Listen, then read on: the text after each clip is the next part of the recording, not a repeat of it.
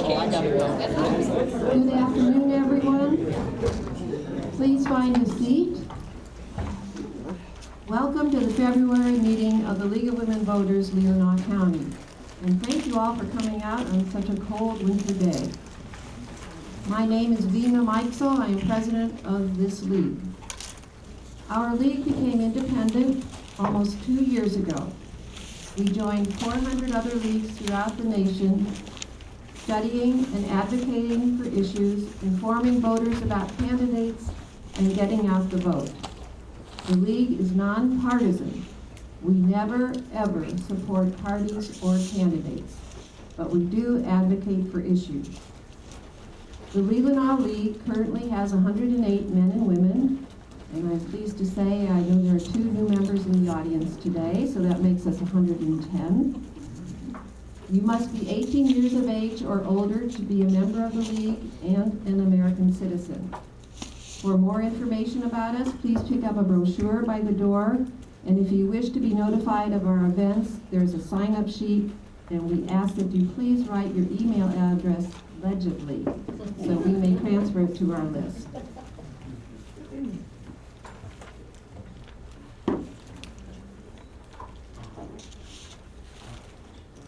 Today's program is brought to you by the Leelanau League's Energy and Natural Resources Committee.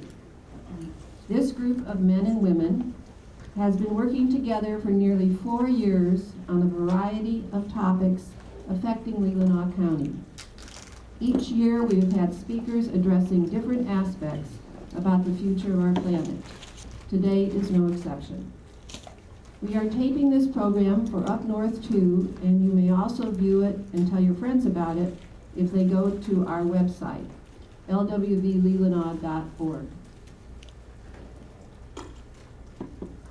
It is with great pleasure that I introduce Ann McGinnis, who with her husband Doug is co-chair of the committee, and Ann will introduce our speakers. The science is in. It overwhelmingly concludes that our climate is radically changing, and our species is responsible. You are a very intelligent audience, I know, and most of you are aware of the results of our emitting tons and tons of greenhouse gases from the burning of ancient stored sunlight in the form of fossilized fuels. These emissions have been increasing the trapped heat over the globe. So far, the oceans have been absorbing 90% of that heat, adding much energy to the storms that we're getting, as well as adding to the acidity as they absorb the CO2, adding to the acidity of the oceans, which of course affects all the oceanic food chains. In the Arctic and the Antarctic, the rapidity of the melting ice cover is exposing dark water to heating absorbing radiation instead of reflecting it back into space, as well as it is now triggering the release of especially potent climate warming methane, which previously had been sequestered in the frozen tundra in the deep oceans. The changing global wind patterns are responsible for our increasing extreme weather events, which are happening more frequently. We have increased episodes of floods, droughts, hurricanes, tornadoes, wildfires, unpredictable weather, which are adding millions to our national budget and have significant impact for our own Leelanau businesses, even agricultural and tourist industries. But you say, what can we do?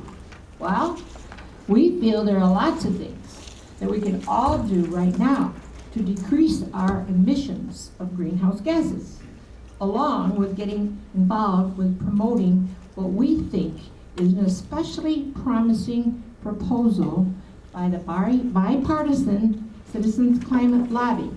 And to tell you a lot more about that, I'd like to introduce Lisa Del Bono.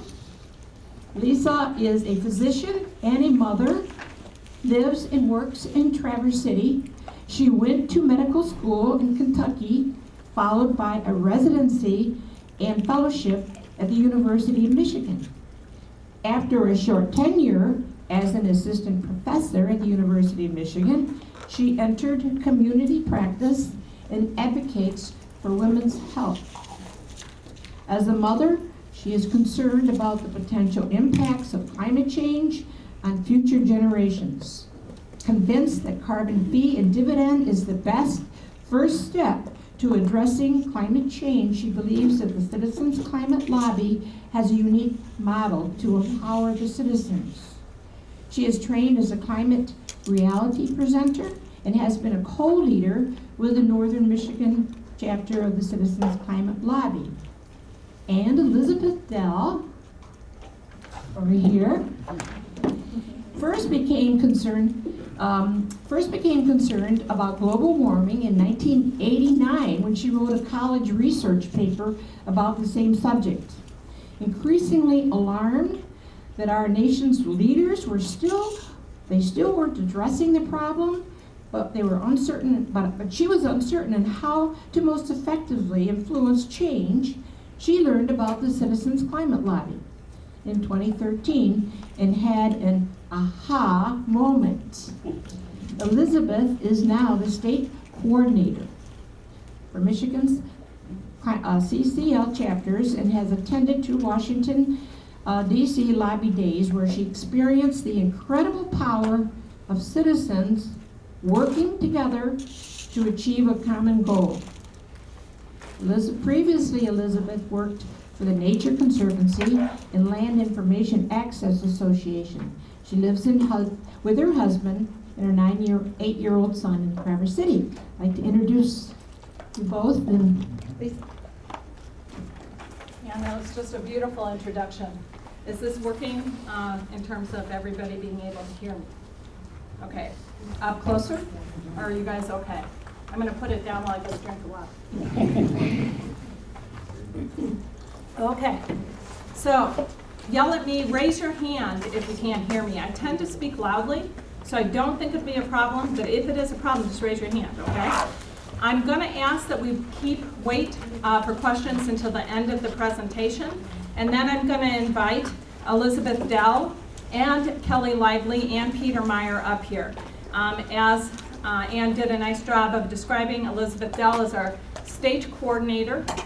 We started in March of 2013. We were the first chapter in Michigan. We now have 8 chapters. We all worked hard with this, but Elizabeth did a lot of the organization and really made it happen.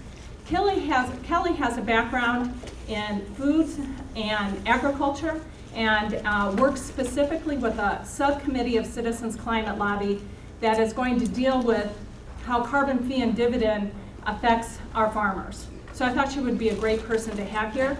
And Pete is my husband. He is very supportive, very creative, and an excellent volunteer. He also turned this beautiful bowl, which I'm going to put over here, so that if you guys write letters, which you have, postcards, which you have, to your members of Congress, if you write before you leave, I ask you that you put it in the bowl. So we'll put that right here. You write them, we'll stamp them. Yeah, I'll stamp them. Before we begin, I want to thank the League for inviting me here. You know, I think the League and CCL have a lot in common. As has been pointed out, we're nonpartisan. We try to educate our citizens at a time when our democracy is struggling, and we're encouraging our citizens to take responsibility and interact and maybe hold responsible our members of Congress. It also has a special meaning to me because for the years before I was born, about 1955 to 1960, when we lived in Western Springs, Illinois, my mom was an active member of the League. And unfortunately, we moved many times since then, and she was unable to continue with her activities. But before I left to go to the big city in medical school, she encouraged me to look up the League. Unfortunately, like many people do when they're busy trying to start their career, and have a family, I didn't get involved. And I didn't really get involved in volunteering until very recently, when I just kept hearing more and more about climate change and recognizing that it is truly the crisis of our generation, and it is going to impact our children, my child's, and all of our children's future. It's a huge generational and social form of injustice. Now, if I get nothing else across in this meeting, I really hope that I can leave you with the idea that time is running out to act on this issue. And I'm going to emphasize that a little bit more as we go along, but please put that in your head. We really don't have a lot of time. Now, I think we can meet this crisis by looking at generations who have come before us. And this man is a World War II vet, so I would guess he's in his 90s. He's using a walker, and I have to thank your daughter, Miriam, for this picture. He walked the entire length of the climate march in New York City in September with this sign on his back, and it says sun, not oil. He, along with people like my father, who is also a World War II vet, and actually designed pipelines that carried oil from Alaska down to the States and through the Alps, did this for future generations. And when I talked to my father about this, he says, of course, we didn't know what the side effects were going to be of burning oil and fossil fuels. And we did it to make your life better, your opportunities better. But if now we have to change, they were never frightened of change. They embraced change. Think of the changes they saw in their lifetime, the courage they met with that. We can do similarly, and we have to do similarly. So it's critical that we change from fossil fuels to non-carbon forms of energy as quickly as possible. And the focus of this discussion is what I think is the best first step in doing it. And it would be federal legislation, federal carbon fee and dividend legislation. I'm going to use the word carbon fee and dividend from here on out because I think that reflects our policy the best. Some people use the word revenue neutral carbon tax, but I think we should focus on carbon fee and dividend. And if we want to ask questions at the end, I can kind of tell you the fine hairs about the difference. So Citizens Climate Lobby, this organization that we're all a part of, is a nonpartisan grassroots advocacy group that is focused on just one thing, really creating the political will for a stable climate. And they think that, and I think, that passing carbon fee and dividend legislation is the best way, the best first step, the best way to do that. Now, as Ann was speaking, we have to make that connection, and I'm sure most of you have this connection already, between CO2, that's the byproduct of burning fossil fuels, and this carbon fee and dividend. So starting at about the time of the Industrial Revolution, we started using fossil fuels to burn to power the globe, right? But unfortunately, because CO2 is a byproduct, it has essentially, the concentration of it in our atmosphere has gone up exponentially. And the reason why that is important is that CO2 and other greenhouse gases like methane and like nitrous oxide and like water vapor actually forms a blanket over the earth, and it warms the earth. And greenhouse gases are a good thing. We needed some of them. If we didn't have some of them, we wouldn't have life on Earth. Unfortunately, the concentration has become too high, the blanket has become too thick, and the temperatures on Earth have become too warm. So if scientists have looked at ice core samples that date back almost 800,000 years, and if you look at the ice core samples, there are layers in the ice core samples similar to rings in a tree. And the thickness of the layer gives you some indication of the temperature for that particular year. In addition, there are bubbles within that ice core that you can measure the CO2 concentration. And so what they found over those 800,000 years is that CO2 concentrations normally did vary between about 180 and 300 parts per million. They went up and down and up and down. And if you look at the white graph underneath it, the temperatures go up and down exactly in parallel. So CO2 and temperature vary in parallel. Starting with the Industrial Revolution, that concentration of CO2 has gone way up. And in 2013, we reached 400 parts per million. 400 parts per million. That's a concentration that has never been seen since humans have walked on Earth. And possibly more startling, clearly more startling, is the fact that if we continue on this similar trajectory, in 40 years, just 40 years, we're going to be at 600 parts per million. So what I'd like to do now is talk a little bit about the changes, and this is just a very quick overview. Some of the changes that we are seeing locally and globally in terms of the temperature increase that we've had so far. The average global temperature has increased about 0.8 degrees centigrade or 1.5 degrees Fahrenheit. In northern Michigan, the darker red, we're up about 2 degrees Fahrenheit. So we've seen a little bit more of a change. If we continue burning fossil fuels as we are, it is estimated that by the end of the century, here in Michigan, we can expect between 3 and 5 weeks of temperatures above 100 degrees. And I would argue that's not Michigan anymore. That's much more like Texas. So it's clear that the water that we're so used to, that pristine, beautiful lake, the beaches, our forests, the essence of our home is going to change. The National Climate Assessment projects that we will lose our maples, we'll lose our beaches, we'll lose our birches in northern Michigan if we continue as we are now. And think about fall or spring without maples here in northern Michigan. They also suggest that the number of days of heavy precipitation will also increase. And I would expect that at least it seems like we may be seeing some of that even now. And all of these variations make growing fruit less predictable.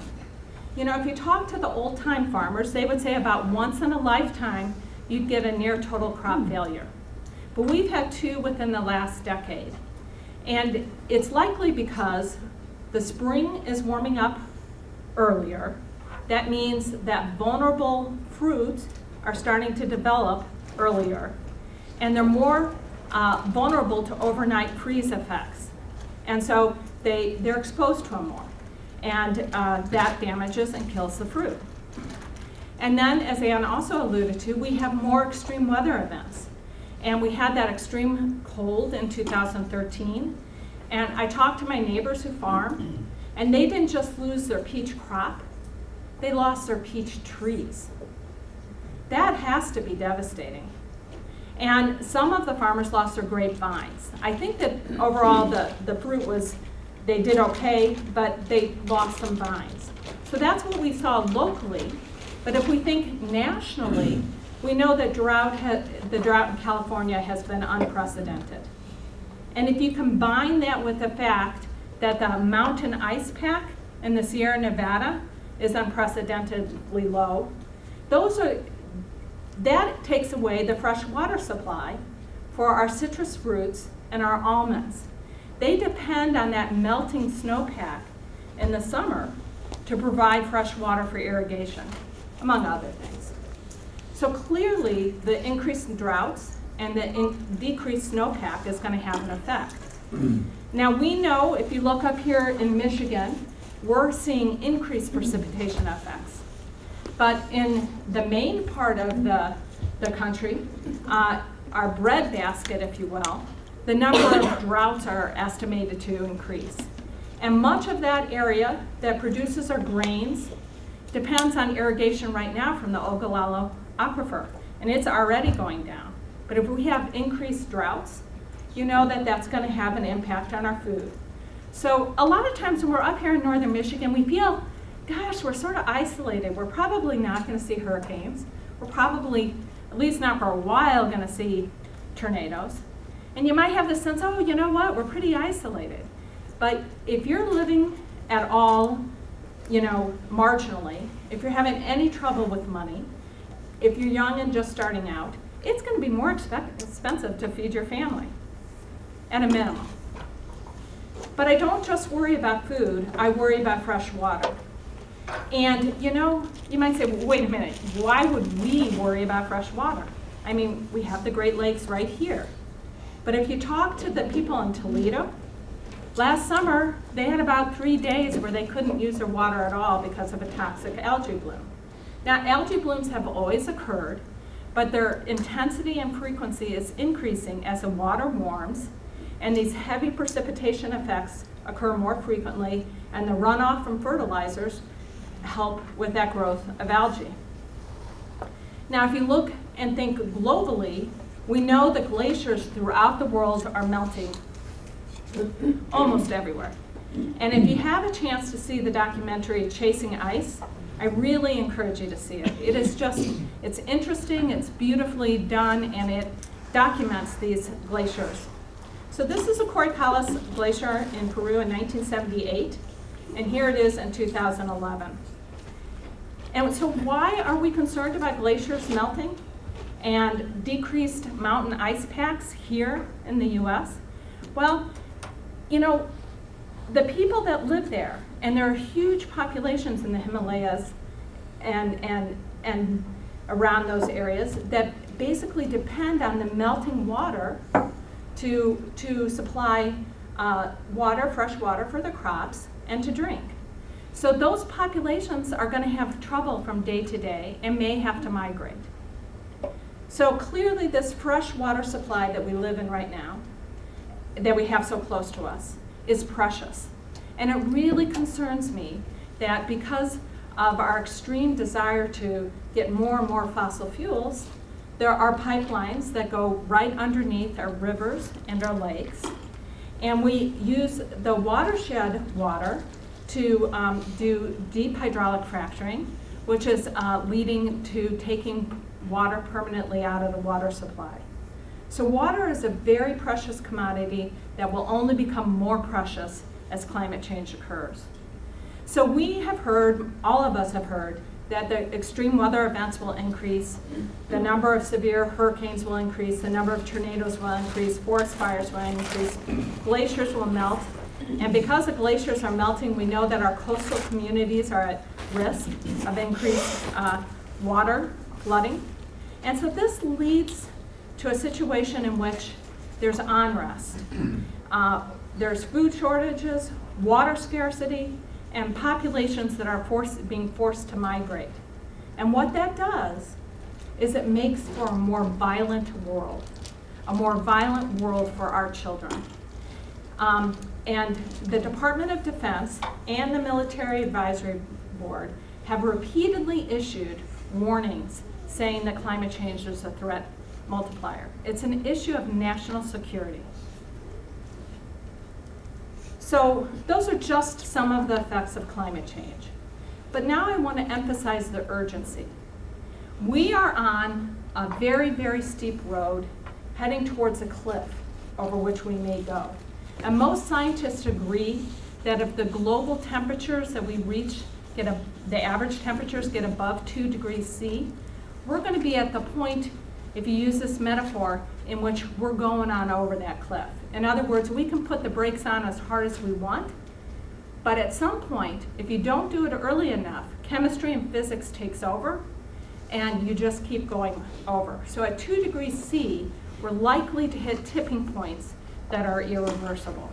We're at 0.8 degrees C now. And the International Energy Agency says that if we want to keep the temperatures under 2 degrees C, now pay attention to this, our global CO2 emissions need to peak by 2017 to 2022. That's tomorrow. I mean, that's a blink of an eye. So, if we continue to burn fossil fuels as we are, we will actually pass that 2 degrees C in about 2040 to 2050, and by the end of the century, we'll be at 4 to 7 degrees C. So we need to take action, and we still have time now for a little bit more time. If we take stern action, we can keep under the 2 degrees sea level. If we don't, we'll go along the red line and bypass it. And that's where I think carbon fee and dividend is so incredibly powerful. And that's why I'd like to spend the rest of the talk on carbon fee and dividend. You know, we all are working hard, and there's lots of ways that we can contribute to this issue, no doubt. But this is a way that I think will reach out beyond just the people who are concerned to people who are living their everyday lives. And I hope I can explain how that is. So how do we make this transition? How do we start? Well, you know, like I was a few years ago, we're busy. We're trying to get our kids to school. We're trying to get them to the doctors, to activities. We're not thinking, oh my God, in a few years, things are really going to change. I need to do something. But what people are doing is balancing their bank books. You know, money speaks to everybody. And most economists, whether they're conservative or progressive, agree that putting a fee on carbon is the most effective way to bring greenhouse gas emissions down. You know, climate change is expensive, and you alluded to this. You know, all of these extreme weather events, the droughts, the superstorms, et cetera, cost a lot of money. There's huge health impacts from burning coal and other fossil fuels. And then we've alluded to the fact that there's a national security issue. All of those things are expensive, and we as taxpayers pick up the cost. Climate change is a fossil fuel market failure. What do I mean by that? Okay, the market is a man-made entity, and we can change the rules of the market. We cannot change the rules of nature. And I would say we better get busy changing the rules of the market. We have been led to believe that fossil fuels are cheap. But as I just spoke to you, they are clearly not cheap. And what we need to do is put a fee on carbon emissions, the greenhouse gases, that reflects the true cost of burning fossil fuels. So how does it work? A fee is leveled on fossil fuel producers as far upstream as can be, based on the amount of CO2 or other greenhouse gas that their product emits, whether it's oil or natural gas or coal. It would begin low at about $15 per ton, but it needs to increase every year by about $10 per ton, and we need to be over $100 per ton by the end of the decade if we're going to have the kind of decrease in emissions that we need to stabilize things. And within a decade, and I would guess much faster than that, we would find non-carbon forms of energy cheaper than fossil fuels. And, you know, already solar panels, wind is coming way down. But this would just act as a catalyst and allow it to happen much more quickly and much more globally. So what this does, and I'm not an economist, but what this does is basically industry leaders would perceive, hey, there's going to be a price shift here. We need to embrace the clean energy technology, the clean energy revolution. And that would likely spur innovation.